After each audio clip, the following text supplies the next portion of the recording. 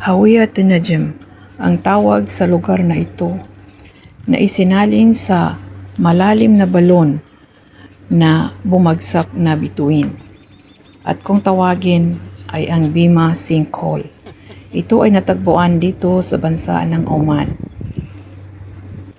Bagamat sa hindi natukoy na panahon kung kailan ito bumagsak, ito ay itinuring ng mga lokal sa bansa na isa itong kababalaghan sa Oman na may kamanghamanghang templa ng geological at lokal na alamat.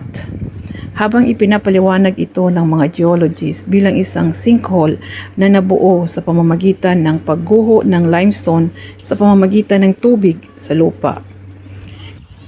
Sa kasalukuyan, ang lugar na ito ay tinuring na isa sa pinakamagandang tourist spot na matatagpuan dito sa Oman na dinadayo ng mga karamihan, dinadayo ng mga dayuhan. Ang malalim na balon na ito ay mayroong lawak na 20 at mayroon siyang lalim na 65. At dahil naging popular na nga ang lugar na ito dito sa bansang Oman, napasyalan ng mga turista kaya ginawa na itong bilang isang park.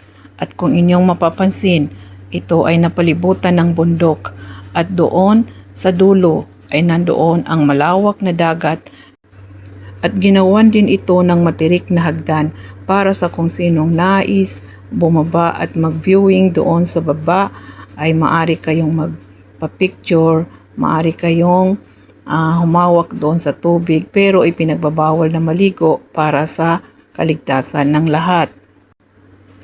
At ang tubig naman ng balon na ito ay naghalo sa maalat na tubig at sa matabang na tubig. Kaya hindi ito pwedeng inumin at hindi rin ito pwedeng ipaligo. Salamat po sa panonood. Sana ay nag-enjoy kayo sa panonood ng aking video. Maraming salamat. Hanggang sa muli.